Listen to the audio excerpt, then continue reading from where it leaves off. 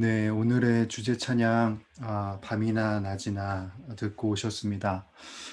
오늘로써 이제 야고보서의 10주 강의를 마치게 됩니다. 근데 이제 강의안을 보시면서 좀 의아하게 생각하신 분들도 있으실 것 같아요. 아니, 5장을 통으로 다 다뤄주시면 다뤄주시지 왜 7절부터 시작을 하시냐, 아마 이런 생각을 하신 분들도 있을 텐데, 저희가 이 야고보서 강의를 계속해서 하면서 사실 부자에 대한 이 메시지는 계속해서 좀 이야기를 드렸고, 그리고 반복을 했기 때문에 굳이 이번 마지막에도 또 다룰 필요는 없을 것 같다라는 생각을 하게 되었습니다. 부한자가 가지고 있었던 생각들, 개념들, 그리고 자신이 부하기 때문에 상황을 컨트롤할 수 있다는 그 거만함들, 그 거만함이 이제 주변 의인들과 사람들을 힘들게 했던 그 내용들은 제가 이미 많이 다뤘기 때문에 굳이 다루지 않고 7절부터 이제 마지막 절을 좀 살펴보려고 합니다. 밤이나 낮이나 이제 들으시면서 아마 이제 좀 대충 눈치를 채셨을 거예요.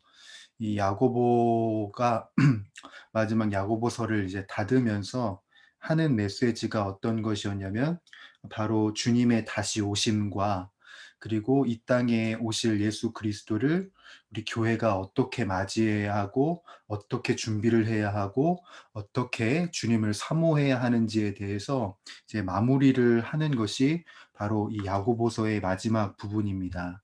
그래서 제가 드린 이 그림에도 보게 되면은, 아, 뭐 우리 성경에도 이제 7절에 그 타이틀 인내와 기도라고 되어 있지만, 이 마지막 부분이 인내와 기다림, 주 예수님 오시옵소서, 우리가 기다립니다, 우리가 기대합니다.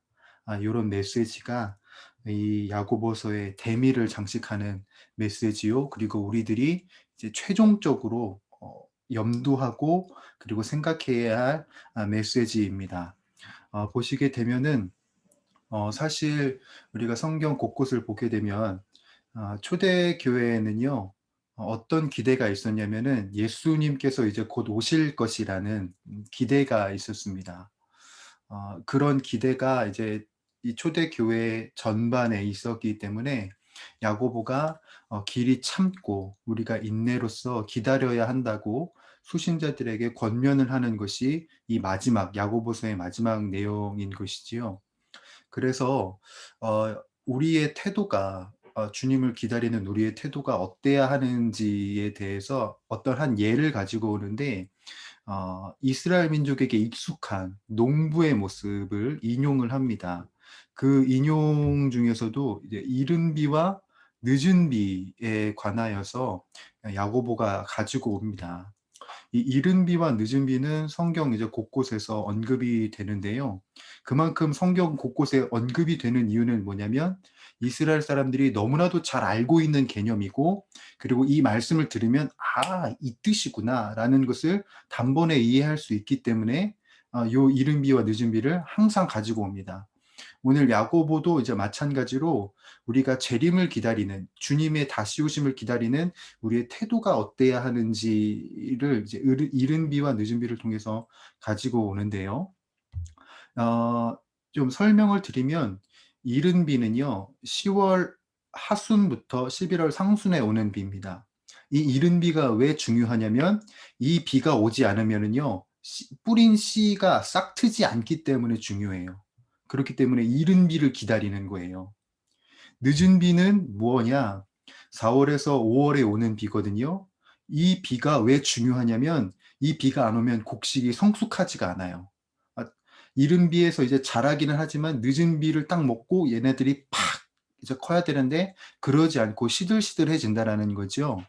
그래서 농부는 어땠냐면은, 이 이른 비와 늦은 비가 적절한 때에 내리기를 참고 기다릴 필요가 있었다라는 거예요. 이 인용을 통해서 이 야고보가 이제 우리들의 태도도 이러해야 한다는 것을 말하는 것이죠. 그러면서 8절, 9절의 기대를 우리가 갖고 있어야 하고 우리가 살아내야 한다는 것을 이야기를 하는데, 우리가 살아내야 할 삶이 뭐냐? 그리스도인도 그리스도의 재림까지 참고 기다릴 필요가 있다. 기다릴 필요가 있다. 근데 이 기다리는 상황 속에서 우리의 신앙을 굉장히 굳게 잡아야 하고, 그리고 예수 그리스도를 기다리는 과정이 쉽지만은 않겠죠. 어렵고 괴롭고 슬플 때 낙망할 때가 있겠죠. 그런 고된 상황이 되면은 우리 사람이 자연적으로 뭐가 나오냐면은 이제 불만과 원망과 비난이 나와요. 그러니까 나 자신만을 향한 것이 아니라 내 주변 사람들을 향한 원망과 비난이 나오거든요. 이제 그런 상황 속에서, 힘든 상황 속에서도 신앙인은 주님을 기다리는 사람들은 고된 상황 속에서도 원망과 비난을 하지 말 것을 말합니다. 이거는 지난주에도 이야기했던 건데요. 우리가 지체를 향해서 비난과 비판을 한다는 것은 이웃을 내 몸과 같이 사랑한다는 율법을 어기는 것과 같다고 그랬습니다. 그리고 하나님이 마땅히 판단하시고 가름하시는 영역을 내게로 가지고 오는 것과 같기 때문에, 그래서 원망과 비난은 죄라고 했어요. 결국은 우리가 이 원망과 그리고 굳세게 이 신앙을 지키지 못하게 된다면 어떤 일이 벌어지게 되냐면, 우리가 심판주가 이제 문 밖에 계시기 때문에 심판을 당할 수밖에 없다. 심판주가 문 밖에 계시니까 우리들은 조심하고, 그리고 항상 우리들의 삶을 염두하고 내 주변 사람을, 나만 보는 게 아니라 내 주변 사람도 잘 볼 수 있는, 잘 대할 수 있는 우리들의 신앙이 되어야 한다는 것을 야고보가 이야기를 합니다. 특별히 여기서 이제 강림이라는 단어를 우리가 좀 살펴보려고 합니다. 네. 이 강림이라는 단어는요, 헬라어로 뭐냐면 파루시아라고 합니다. 파루시아. 이 단어를 실생활에서는 어떻게 사용하냐면 누군가 거기에 있다 혹은 도착했다라는 의미로 사용을 하는데요. 이게 공적인 데에 사용하면은 의미가 좀 달라지게 됩니다. 어떻게 달라지게 되냐면 이거 두 가지의 의미가 있는데요. 첫 번째는 군대에 의하여 나라가 침략을 당한다라는 의미가 있고, 둘째는 왕이나 아니면 행정장관, 높은 사람이 나라 안에 있는 지역을 방문할 때 이 파루시아라는 단어를 써요. 그러므로 이 단어가 성경 속에 쓰여졌다라는 의미는 어떤 뜻을 갖냐면은, 여기서도 이제 두 가지 의미가 있는 겁니다. 주님이 그냥 단순하게 이 땅에 오신다라는 것으로 끝나는 것이 아니라, 주님의 다시 오심은 결국 무엇을 의미하느냐? 이 땅의 공중 권세 잡은 자들을 침략하신다. 사로잡아 버리신다. 으깨 버리신다. 라는 의미가 있는 것이고, 그리고 두 번째로 왕으로서 마땅히 받으셔야 할 존귀와 복종을 드려야 한다는 의미가 존재한다는 거예요. 이 두 가지의 의미는 사실 하나로 귀결이 됩니다. 뭐냐면 왕이 오신다라는 겁니다. 왕이. 여러분, 왕이 행차할 수 있는 곳은 어디냐면은 자신의 자치구입니다. 자신이 통치하는 구역입니다. 즉 주님께서 왕으로서 이 땅에 오신다는 것은 이곳이 내 땅이다. 지금 물론 공중의 권세 잡은 자들이 득세하고 막 지네 땅이라고 막 보이지 않는 사탄의 세력들이 막 휘몰아치고 우리들을 어렵게 하지만, 주님이 다시 오신다는 것은 그 모든 권세들이, 그 흑암의 권세들이 다 무너진다라는 것을 의미하는 것이고, 그리고 그 흑암의 권세를 물리치신 주님을 우리들은 마땅히 뭐 해야 할까요? 존귀와 복종을 올려드려야 한다. 영광과 존귀를 올려드려야 한다. 라는 의미가 바로 이 강림이라는 단어에 속해 있는 겁니다. 자, 여기에 연장선상으로 그러면 신약 성경에서는 이 재림을 어떻게 보고 있는가, 예수 그리스도의 다시 오심, 그 강림을 어떻게 보고 있는가, 우리가 좀 체계적으로 좀 정리를 해 보려고 하는데요. 우리가 사실 다 아는 내용입니다. 첫 번째로 신약 성경에서 재림이라는 것은 그 때와 시를 어느 누구도 알 수 없다라는 겁니다.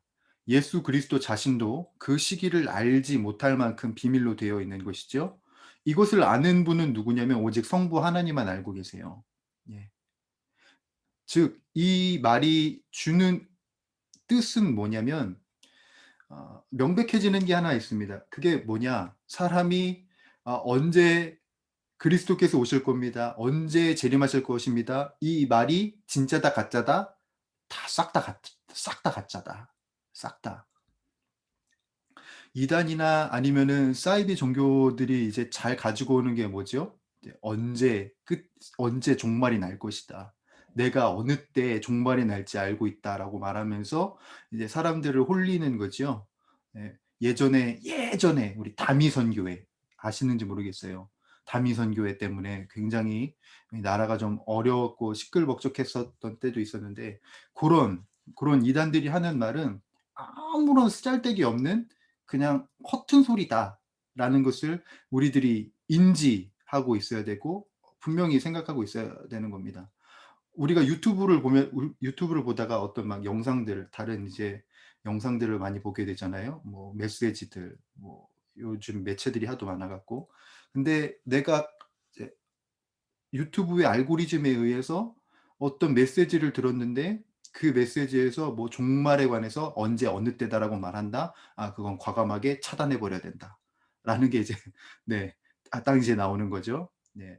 즉 이제 무슨 말이냐. 오직 성부 하나님께서 이 강림의 때를 알고 계시기 때문에 사람이 하는 모든 강림에 대한 이야기는 무의미하다. 어느 때 어느 시라고 말하는 그 사람의 말은 모든 게 다 무의미하다라는 것.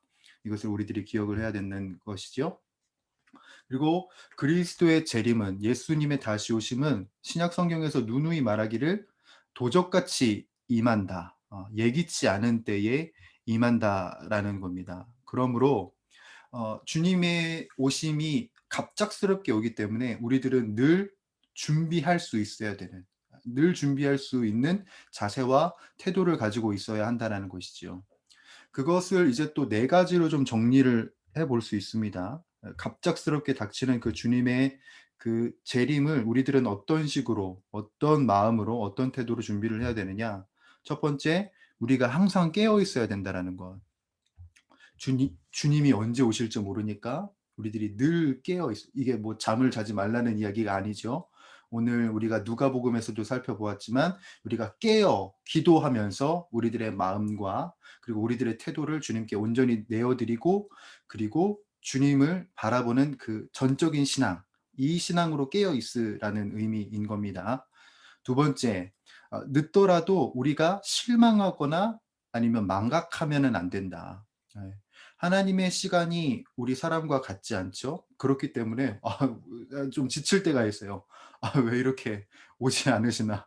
너무 힘들다. 너무 괴롭다.'라는 생각을 하게 되겠지만 어 그러다가 이제 우리들이 '아 주님 안 오시는 거 아니야? 아이 그냥 맘대로 살아 버려.' 이러다가 이제 주님 오시거든요.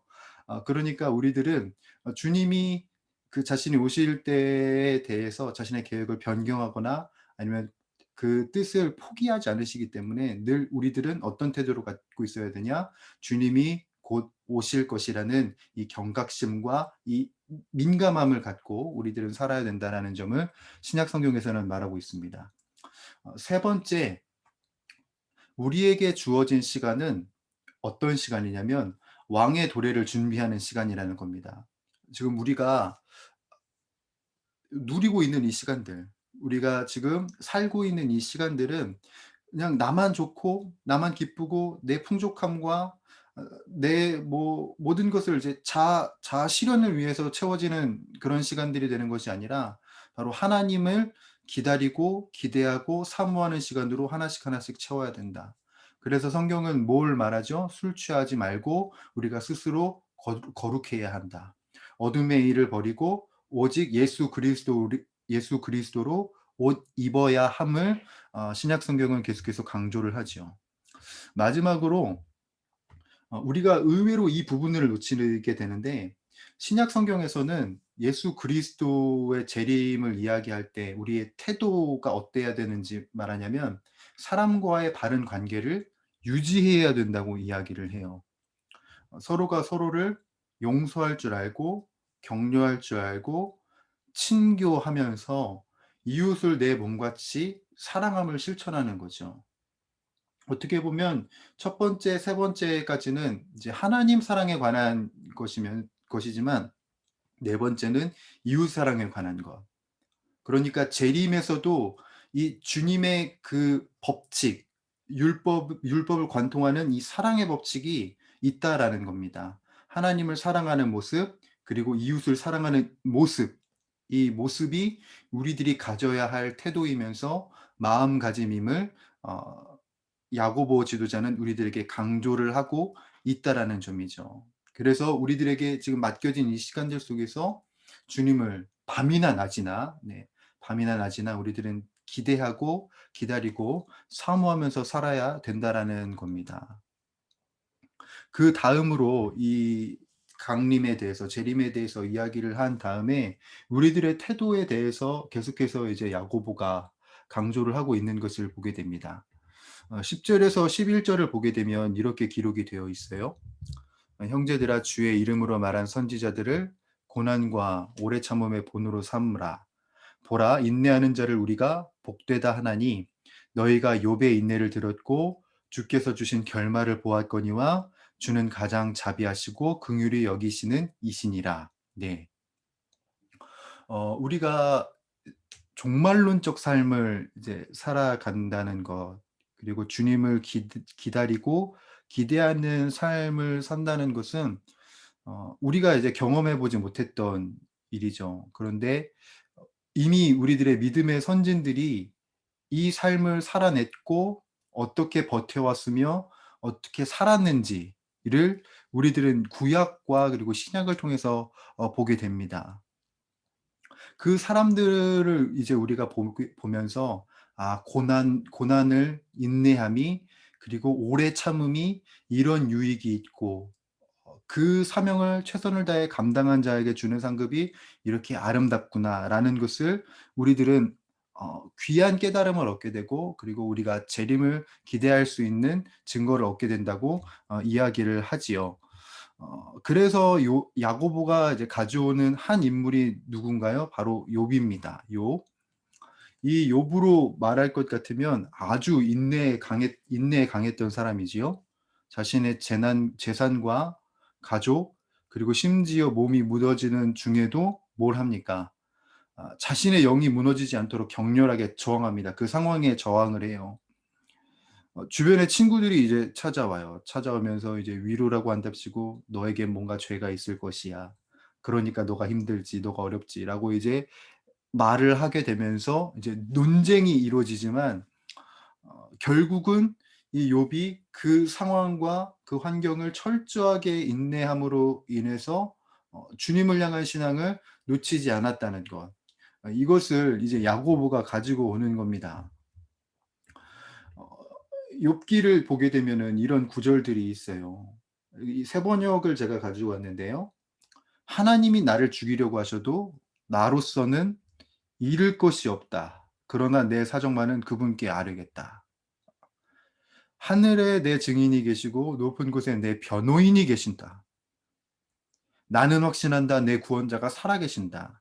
나를 돌보시는 그가 땅 위에 우뚝 서실 날이 반드시 오고야 말 것이다." 예. 그 친구들의 논쟁과 그리고 자신의 상황들 속에서도 철저하게 몸부림치면서 버틴 사람, 바로 욥입니다. 우리가 잘 아는 욥. 욥은 투쟁하였고 때로는 의문을 품으면서 반항도 하지만, 그러나 그의 신앙은 온전히 주님께 향했다는 것. 예. 이것을 우리들이 주목을 해야 하고 이 태도를 우리가 본을 받아야 하겠지요. 여기서 이제 우리가 아주 익숙한 이 야고보서를 관통하는 한 단어를 이제 또 가져와야 됩니다.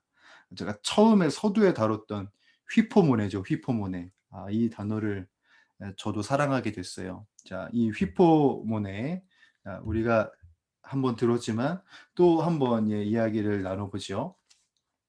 어 이 휘포모네가 뭐라 그랬죠? 수동적인 인내가 아니라 그랬어요. 이 어쩔 수 없이 참는 게 아니라 그랬습니다. 너무 아픈데. 너무 아프다." 요런 차원의 것이 아니라 내 내게 의문이 들고 슬픔도 있고 불행이 있지만 그렇지만 주님이 나의 삶에 계시기에 이 모든 것들을 헤쳐나가게 하는 힘이면서 동시에 내 신앙을 대적하는 위험한 세력들, 나를 위협하는 세력들 앞에서도 굳건하게 내 신앙을 지켜가는 이 용감한 정신, 이것을 휘포모네라고 이야기를 했습니다.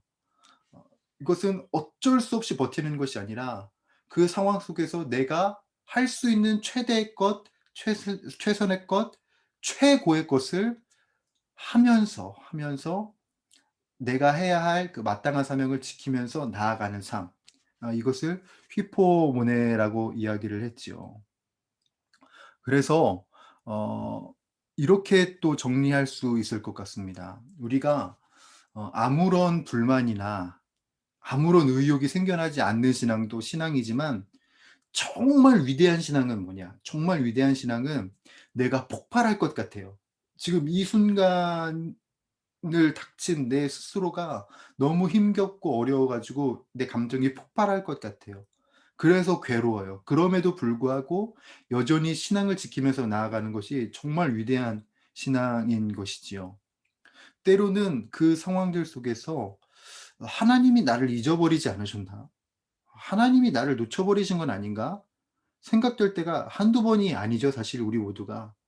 어 그렇지만 끝끝내 신앙의 그 그루터기를 붙잡으면서 결국에는 '아, 주님이 정말 친절하게 나를 지도하셨구나. 아, 주님이 정말 온전하게 자비하게 나를 이끄셨구나.'라는 것을 아는 것. 바로 이것이 휘포모네의 정신이면서 휘포모네의 참뜻, 그리고 우리가 생각해야 할 인내의 참뜻이라는 것을 우리들이 잊지 않기를 바랍니다.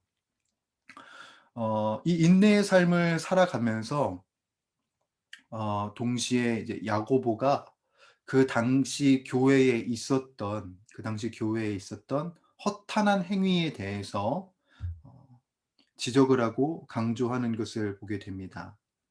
그게 바로 12 절인데요. 12 절은 우리가 보는 것과 같이 무엇을 담고 있냐면 바로 맹세에 관해서 담고 있습니다. 맹세. "내 형제들아, 무엇보다도 맹세하지 말지니 하늘로나 땅으로나 아무 다른 것으로도 맹세하지 말고, 오직 너희가 그렇다고 생각하는 것은 그렇다 하고 아니라고 생각하는 것은 아니라 하여 정죄 받음을 면하라."라고 되어 있습니다. 이 말씀은, 이 12 절의 말씀은 예수 그리스도의 가르침 산상수훈을 또 인용하고 가지고 온 것이라고 볼 수가 있어요. 예수님께서 산상수훈에서 뭐라고 하셨냐면, "또 옛사람에게 말한 바 헛 맹세를 하지 말고 내 맹세한 것을 주께 지키라 하였다는 것을 너희가 들었으나 나는 너희에게 이르노니 도무지 맹세하지 말지니 하늘로도 하지 말라. 이는 하나님의 보좌임이요 땅으로도 하지 말라. 이는 하나님의 발등상임이요." 네, 요렇게 말씀하시면서 맹세하지 말라고 하셔요. 이게 좀 아이러니하죠. 왜 맹세하지 말라고 하시는 거지? 우리 서로가 서로 이제 어떤 변하지 말아야 할 것이 있으면 우리가 맹세를 해야 되는데, 왜 예수님도 그렇고 야고보도 그렇고 '왜 맹세하지 말라고 하는 걸까?'라는 생각을, 역시 저만 해 봤겠죠. 네. 왜 그때 당시 왜 이 이야기가 있을 수밖에 없었냐면, 유대 사회에 있었던 그 상황들을 우리가 좀 생각을 해볼 필요가 있어요. 자, 뭐 때문이냐면 일단 유대 사회에서의 맹세는 두 가지의 맹세로 나눠집니다. 구속적인 맹세, 그리고 무구속적인 맹세, 이렇게 두 가지로 나눠져요. 이게 말이 어려운데, 이게 강제성이 있는 맹세와 강제성이 없는 맹세, 이렇게 두 가지로 나눠졌다라는 거예요. 강제성이 있는 맹세는 어떤 맹세냐면, 하나님의 이름이 직접 사용된 맹세는 강제력이 있다고 보았습니다. 그리고 하나님의 이름이 직접적으로 언급이 되지 않았다. 그러면 굳이 내가 하지 않아도 된다라고 여겨 버린 거예요. 네. 그런 식으로 여겼던 겁니다. 그래서 사람들이 어떻게 하냐면은 자신의 책임을 좀 회피하고 싶은 그런 조약들이 있을 거 아니에요?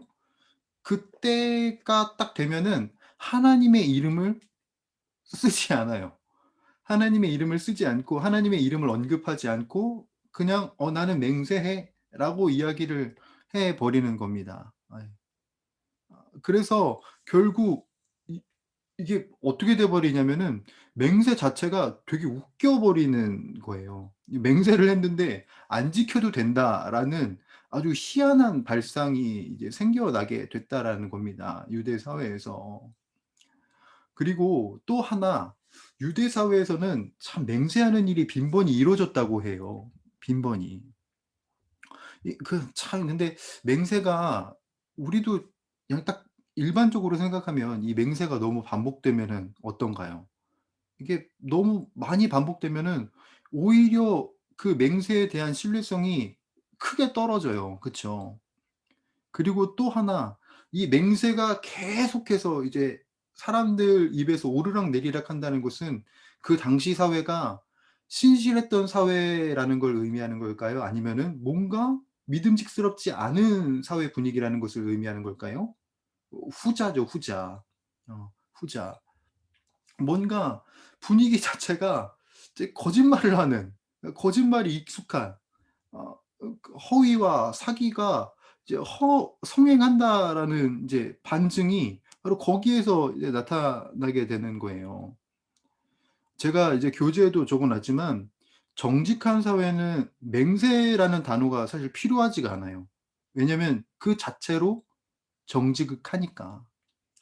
그 정직한 사회가 어느 곳이 되어야 하나요? 교회가 되어야 하는 거죠. 그쵸.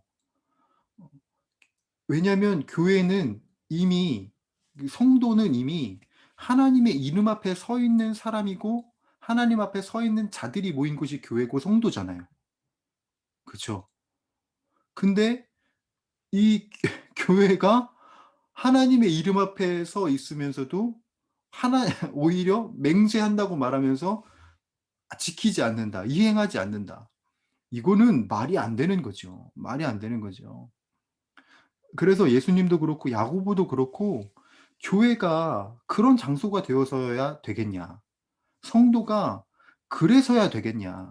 우리가 하나님의 이름 앞에 선 자들이고 하나님의 이름 안에서 모인 자들이고 하나님의 이름으로 말미암아 사는 자들인데 우리가 맹세하고서 지키지 않는다? 차라리 아무것도 두고 맹세하지 말아라. 아무것도 두지 말고. 우리는 애초에 맹세할 그럴 사람도 아니다. 왜? 하나님의 이름 앞에 서 있는 우리이기 때문에 당연히 이행해야 되는 것이 마땅하다. 그런데 왜 교회들이여 당신들은 그렇게 살아내지 못하고 있냐. 하나님의 이름이 들어가지 않았다고 해서 안 지켜 버리고 어 그리고 이 거짓을 포장하기 위해서 계속 맹세라는 단어를 남발하고 그것이 온전한 모습이겠느냐. 라는 걸 이 야고보도 그렇고 예수님도 강조를 하시는 거죠. 그래서 학자 필로 그리고 유대인 랍비들에게 전해져 오는 문장이 있습니다. 뭐냐면 이 필로는 이렇게 이야기했습니다. "자주 맹세한다는 것은 위증과 불경건을 낳게 한다. 맹세를 자주 하면 맹세를 가볍게 만든다." 여러분 인정하시죠? 네. 맹세를 자주 한다는 것 자체가 뭔가 믿음직스럽지 않은 거예요. 그리 그리고 맹세를 자주 한다는 것 자체가 그 맹세에 담겨진 그 숭고한 뜻과 그 겸허한 뜻을 매우 가볍게 하는 것이지요. 유대인 랍비는 이렇게 말합니다. "스스로 맹세하는 일에 익숙해지지 말라. 조만간 거짓 맹세를 하게 될 것이기 때문이다." 예. 이 말은 아까 제가 앞서 했던 말입니다. "내가 뭐 맹세를 한다. 뭐 나는 거짓말하지 않는다."라고 말하면서 결국 거짓말하는 그런 모습을 하는 자들이 바로 당신들이다라는 걸 이제 필로도 그렇고 유대인 랍비도 요거를 이제 강조를 하는 것이지요. 우리가 잘 아는 양치기 소년. 그쵸? 양치기 소년도 "늑대가 나타났다."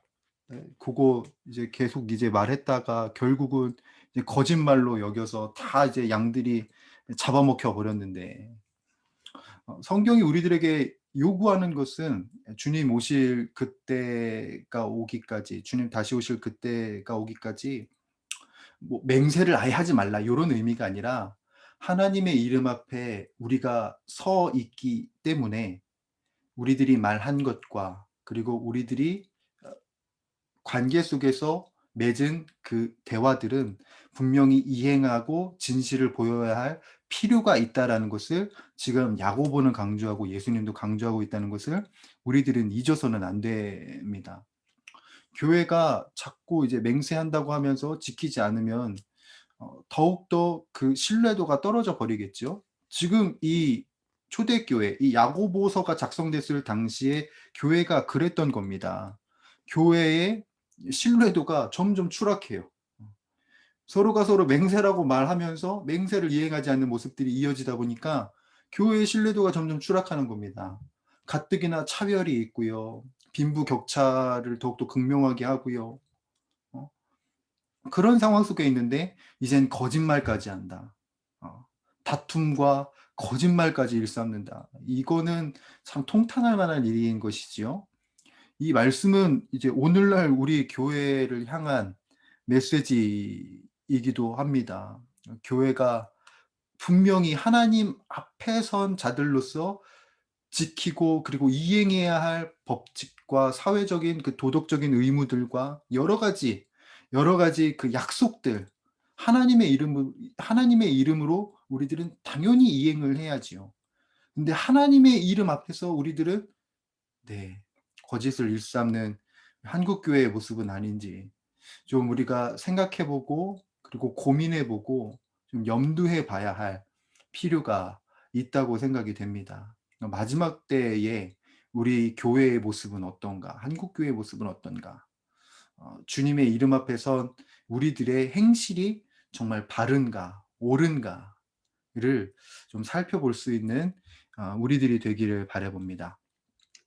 자, 이제 13 절로 가면요. 이제 13 절부터는 야고보가 무엇을 말하냐면, 교회가 뭐 다 이제 교회가 이제 해야 하고 그리고 성도들이 해야 할 모습이기도 하지만, 이 13 절부터는 교회가 분명히 회복하고 나아가야 할 모습에 대해서 집중하고 이제 세 가지를 말합니다. 이 세 가지가 어떤 거냐면 찬송, 그리고 신유, 그리고 기도. 이 세 가지입니다. 교회는 이 세 가지의 모습을 회복해야 한다. 찬송, 신유, 기도라는 겁니다. 먼저 찬송을 보죠. 13 절을 보게 되면은 "너희 중에 고난 당하는 자가 있느냐 그는 기도할 것이요 즐거워하는 자가 있느냐 그는 찬송할지니라"라고 되어 있습니다. 여기에서 찬송이라는 단어를 좀 살펴볼게요. 이 찬송이라는 단어는 헬라어로 팔레토라고 되어 있습니다.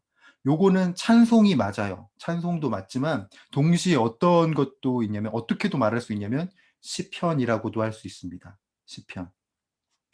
KJV, 킹 제임스 버전 성경을 보게 되면은요. 이렇게 되어 있습니다. 제가 발음이 좋지 않아서 제가 굳이 말을 하진 않겠습니다. 네. 어 킹 제임스 버전 성경에서는 이 찬송을 어떻게 번역하고 있냐면 sing psalms라고 되어 있습니다. 자, 여러분 화면 한번 봐 주시죠. sing psalms. 예. 이 psalms가 뭐죠? psalms가 시편이잖아요, 시편. 바로 이 팔레토가 시편으로도 우리가 이제 볼 수 있다라는 겁니다.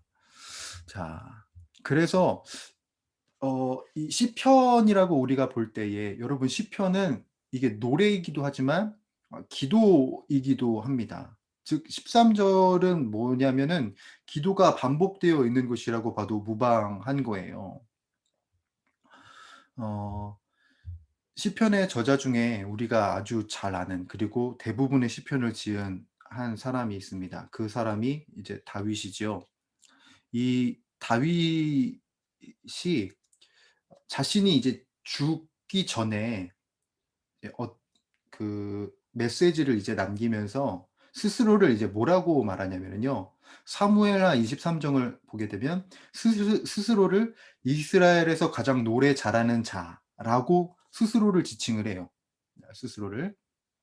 야, 이거 되게 재밌는 표현이죠. 노래 잘하는 자. 예. 노래 잘하는 자. 이 말이 뭐 다윗이 가창력이 굉장히 좋았다는 걸 의미할까요? 뭐 3 옥타브 막 올라가고 막 그런 걸 의미하는 거는 또 아닐 겁니다. 뭐 어쩌면 올라갔을 수도 있겠는데 고런 것만을 의미하는 건 아닐 겁니다. 여기에 본 의미는 뭐일까요? 나는 이제 하나님께 온전히 기도하는 자였고 하나님을 신실하게 인정하는 찬양을 드렸던 자라는 것을 지칭하는 말입니다. 우리가 잘 알고 있지만 다윗의 삶을 보게 되면 참 그의 삶의 우여곡절이 굉장히 많았어요. 그쵸? 눈물 골짜기를 아주 오르락내리락을 많이 했다는 거죠. 자신이 섬기는 상관이 창을 던져서 자신을 죽이려고 그래요. 그리고 내가 키운 자식이 나를 배반을 해요. 그것 때문에 왕권이 흔들릴 뻔해요. 자신의 죄악 때문에 뱃속에 아기가 죽었어요. 밧세바를 범함으로 인해서 뱃속에 아기가 죽었고 자신의 그릇된 선택으로 인해서 민족이 떼죽음을 당하는 그런 많은 눈물 골짜기를 가진 사람이 바로 다윗이었어요. 그런데 다윗이 그 수많은 위기 속에서 위기 끝에서 그가 했던 행동, 그 끝에 했던 행동은 뭐였냐면 늘 기도가 있었고 늘 찬양이었어요. 하나님을 인정하고 하나님을 의지하는 기도와 찬양이 그의 삶에 있었다는 거예요. 그래서 그 일을 통해서 하나님을 드러내는 노래로 하나님을 드러내는 그런 삶이 된다라는 것이지요. 이러한 삶을 살았던 다윗을 이제 삼일교회 송태근 목사님은 굉장히 재밌는 표현을 하셨어요. 어떤 말이냐면 다윗은 하나님의 품에 있는 악기와 같이 하나님이 연주하는 대로 그가 슬플 때는 슬픈 대로 기쁠 때는 기쁜 대로 하나님을 드러내는 데 사용되었다. 그러니까 그렇죠. 그가 배신의 고통을 경험했을 때 그때에 변함없이 하나님을 드러냈던 것과 자신의 죄악이 팽배했던 그 죄악 끝에 하나님을 인정하고 회개하고 기도함으로써 하나님을 인정하는 그런 삶을 이제 다윗이 살았다는 거예요. 그래서 다윗은 스스로를 뭐라고 지칭하냐면 그래서 노래 잘하는 자라고 하는 거예요. 그래서 이러한 시각 속에서 이제 야고보는 오늘 이제 12 절에서 찬송을 말하고 있는 거예요. 찬송. 이런 시각 속에서 우리가 사실은 고난 당할 때 기도하고 찬송하는 것보다 즐거워할 때 찬송하는 것이 더 어렵다는 것 혹시 여러분 인지하셨어요? 이 본문에서의 즐거움은 그냥 우리가 하하호호 하는 그 즐거움이 아니라 포만감에 가득한 상태를 의미하거든요, 이 즐거움이. 우리가 포만감이 가득한 우리들의 만족이 가득한 상태가 되면은 우리들이 어떻게 되냐? 그것을 누리기에 바빠서 기도하지 않고 찬양이 사실은 안 나와요. 사실은. 뭐 저만 그런가 봅니다.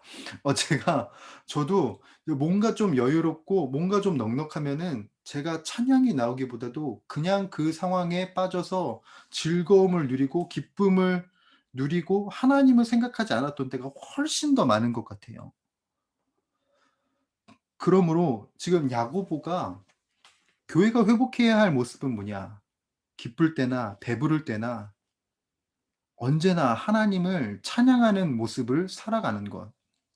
우리가 물질의 부요함이 있든지 아니면 뭐 어떤 높은 자리에 있어서 내가 풍부하든지 간에 어떻든지 간에 하나님께 내 삶을 맡겨드리는 삶의 태도가 우리들에게 이어져야 한다. 그런 의미의 찬송, 하나님을 인정하는 의미에서의 찬송이 교회 안에 회복되어져야 함을 재림 때 재림이 오기 그때에 우리들이 온전한 찬송이 되어야 함을 야고보는 강조를 합니다. 두 번째 병 고치는 교회입니다. 신유의 은사가 있는 교회예요. 14절과 15절인데 초대 교회는요, 병의 나음이 확실히 있는 교회였어요. 그리고 그 신유의 은사가 정말, 예, 잘 드러났던 곳이 교회였고요. 지금 굉장히 비슷한 인상의 세 분의 그림을 보고 계신데, 이 세 분은 각 초대 교회에서 이제 인정과 존경을 받았던 교부들입니다. 왼쪽 큰 그림은 순교자 저스틴이시고, 그리고 오른쪽 위는 이레니우스, 그리고 아래는 터툴리안. 이 모두는 그 초대교회에 인정받고, 그리고 리더였던 분이셔요. 이 모든 분들이 하나같이 뭘 증언하고 있냐면은요, 모든 의학으로 낫지 못했던 그 질병이 교회에서 나음을 입었다. 그리스도인에 의해서 나음을 받았다라는 것을 다 하나같이 증언을 해요. 3 세기 이 터툴리안이라는 분은 이 이분 때에는 어떤 일이 있었냐면, 황제도 고침을 받아 가지고 그것을 이제 감사하게 생각해서 궁중에 트로파키온이라는 사람을 궁중에 맞아들여서 그가 죽을 때까지 귀빈으로 대우하였다라는 증거까지도 있는 거예요. 그러니까 초대교회에는 요런 모습들이 있었다라는 것이죠. 이 말이 이제 의미하는, 이 야고보가 의미하는 바는 뭐냐? 교회는 항상 이제 병자들을 보살펴 줬어요. 그리고 그 보살펴 줌과 동시에 신유의 은사가 일어났고요. 교회는 언제나 병자들을 살피고, 그리고 병자들의 마음과 그리고 육을 치료할 수 있는 고침이 이 교회 안에 일어나야 합니다. 이 신유의 은사가 우리가 흔히 생각할 때 이제 교회의 약간 부록과 같은 것이라고 생각하기 쉬운데, 사실 이 신유의 은사를 통해서 하나님을 만나고 하나님을 체험하고 하나님을 경험하는 일들이 꽤나 많이 일어나요. 즉 그렇기에 교회는 신유의 은사를 사모하고, 그리고 아픈 자, 힘든 자, 환우들을 위해서 늘 깨어 기도하며 그들의 나음을 위하여서 우리가 최선을 다해 몸부림을 칠 수 있는, 그들의 몸이 혹여 낫지 않을지언정 그들의 마음은 늘 평안한 그 교회가 바로 우리 홍익교회가 되어야 한다는 것. 예. 그것을 이 말씀을 통해서 우리가 살필 수 있는 것이고 염두할 수 있는 것입니다. 어 마지막으로 어 야고보가 야고보가 이야기하는 교회가 회복해야 할 마지막 모습은 기도하는 교회입니다. 기도하는 교회. 유대인들에게는 세 가지 기본 개념이 있었다고 해요. 모든 병의 원인은 결국 죄다. 죄의 고백은 하나님께도 효과적이지만 사람에게도 효과적이다. 유대인들은 기도의 힘에 한계를 두지 않는다. 이건 사실 우리 모두가 다, 유대인들만이 아니라 지금 여기 계시는 장로님, 권사님, 집사님 모두가 다 가지고 계시는 개념일 거예요. 병의 원인이 죄에 있고, 그리고 죄의 고백을 한다는 것은 하나님께도 효과적이지만 이웃과의 그 관계도 굉장히 원활하게 하는 효과가 있는 것이고, 그리고 기도에는 결코 한계가 없다라는 것, 우리가 잘 이해하고 있고 그리고 인지하고 있는 부분이에요. 이러한 부분을 야고보가 가져와서 하고 싶은 말은 무엇이냐면, 우리들이 그렇게 알고 그리고 이해하는 것처럼 온전히 기도를 해야 한다는 것을 의미하는 겁니다. 하나님과의 바른 관계, 그리고 이웃과의 바른 관계, 영육 간의 그 회복을 위해선 그 온전한 관계가 필요한데, 그것을 위해선 우리들은 신실한 기도의 자세, 신실한 기도의 모습이 너무나도 요구가 된다라는 것을 말하는 거예요. 제가 그림을 하나 갖고 왔습니다. 이 그림은 뭐냐면 엘리야의 기도 모습입니다. 엘리야의 기도. 열왕기상 18장 42절을 보게 되면 엘리야의 기도의 모습이 나와요. 그 기도의 모습이 뭐냐면 그의 얼굴을 무릎 사이에 넣고라고 되어 있어요. 무릎 사이에 넣고. 철저하게, 철저하게 낮아지고 그리고 엎드리는 모습으로 기도를 했다라는 거예요. 이게 꼭 우리가 기도를 할 때 무릎과 무릎 사이에 얼굴을 넣어야 된다 요런 의미가 아니라 철저하게 하나님께 낮아지고, 낮아지고, 낮아져서 주님의 할 수 있으심과 주님께만 가능성이 있음을 드러내는 기도의 태도가 우리들에게 시작되어야 한다라는 것을 지금 말하고 있는 겁니다. 초대교회에 부한 자들이 있었다 그랬잖아요. 돈으로 모든 것을 할 수 있었다. 돈으로 내 가능성을 이룰 수 있다라고 여겼던 사람들이 많았던 이때에, 그때에 그 모든 사람들은 무엇을 회복해야 하냐면 바로 주님 앞에서 낮아진 자세, 엎드린 모습. 내가 할 수 있음이 아니라 오직 하나님이 할 수 있음이 우리들의 기도의 태도에서 드러나야 하고 나타나야 한다라는 점. 그리고 그렇게 기도를 할 때 비로소 하나님의 역사가 이루어질 수 있다라는 점. 이 점을 야고보는 이야기하고 있는 것이고 지금 이 성경은 우리들에게 요구하고 있는 겁니다. 교회가 번듯하게 선다고 해서 잘 되는 것이 아니지요. 교회에 돈이 많다고 해서 잘 되어지는 것이 아닙니다. 기도를 할 때 교회는 비로소 생명력 있게 움직일 수 있는 것이고 기도를 할 때 비로소 주님께서 주시는 힘으로 인하여 교회가 온전하게 나아갈 수 있다라는 점이에요. 야고보는 이 태도를 놓치지 말라는 겁니다.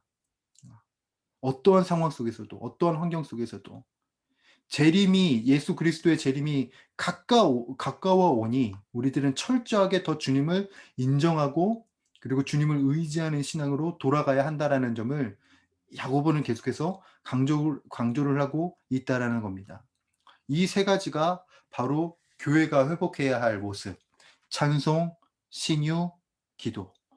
바로 이 세 가지의 모습을 교회가 잊지 말라라고 강조를 합니다.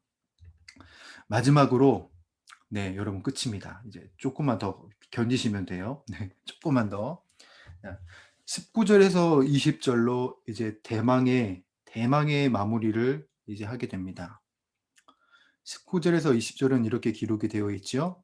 내 형제들아 너희 중에 미혹되어 진리를 떠난 자를 누가 돌아서게 하면 너희가 알 것은 죄인을 미혹된 길에서 돌아서게 하는 자가 그의 영혼을 사망에서 구원할 것이며 허다한 죄를 덮을 것입니다. 아멘. 자, 야고보가 이제 마지막 권면을 하고 있어요. 이 19절에서 20절은 기독교가 가지고 있는 아주 고유한 기독교가 가지고 있는 그 진리의 아주 독특한 면과 그리고 위대함을 우리들에게 보여주는데 사실 이 야고보서를 하면서 제가 계속해서 강조했던 부분입니다. 뭐냐면 진리는 기독교가 갖고 있는 진리의 특이점은 이게 단순히 지식적인 것도 아니고 철학적인 것도 아니고 추상적인 것도 아니라는 점. 기독교의 진리는 뭐죠? 행동하게 하는 진리라는 겁니다. 행동하게 하는 진리. 즉, 이 진리라는 것은 어떤 견해를 달리했다는 차원을 넘어서서 내 행동의 전면적인 수정이 이루어지는 거예요. 그러니까 '아 그렇게 생각할 수도 있지.'라는 이해의 폭이 넓어졌다라는 개념을 넘어서서 그 행위를 하나님께서 예수 그리스도께서 우리들에게 주신 그 진리로 인하여서 내 행위 자체가 변하게 되는 것. 그 모습이 보이게 되는 것이 바로 진리의 특이점이면서 아주 위대한 점입니다. 여기서 우리가 염두해야 할 것은 뭘까요? 실행해야 한다는 것이죠. 실행해야 하는 것. 마음으로만 복종할 것이 아니라 내 삶, 영혼, 육을 다 바쳐서 모든 전인을 주님께 복종하고 철저히 엎드리는 자세. 주님으로 인하여서 살아가는 그 자세, 삶의 모습이 우리들에게 나타나야 한다라는 점입니다. 왜? 진리는 그냥 추상적인 것이 아니라 나의 인생 자체를 변하게 하는 하나님의 능력이니까. 그래서 이 야고보는 진리라는 말을 통해서 뭘 또 가지고 오냐면 우리가 진리를 떠난 자를 다시금 돌아오게 할 수 있는 주의 교회가 돼야 한다는 점을 강조합니다. 예수 그리스도께서 사망에 있는 우리들을 진리로 돌아올 수 있도록 일해 주심과 같이 여러분 교회의 궁극적인 목표는 뭘까요? 교회의 궁극적인 목표 자아 성찰, 거대한 콜로세움 같은 교회를 세우는 건가요? 아닙니다. 교회의 궁극적인 목표는 영혼을 사망에서 구해내는 일입니다. 그 영혼들을 사망에서 구해내고 그들의 모습을 그 사망 들이 주님께로 온전히 돌아오는 삶을 살아내게 하는 것. 바로 그것이 교회에 맡겨진 사명이요 책임이요 교회가 존재하는 궁극적인 목표라는 겁니다. 그것을 위해서 우리들은 부단히도 노력을 해야 하는 것이고 부단히도 열심을 내야 합니다. 왜요? 7 절에서 이야기했던 것처럼 주님이 다시 오실 때가 머지않았기 때문입니다.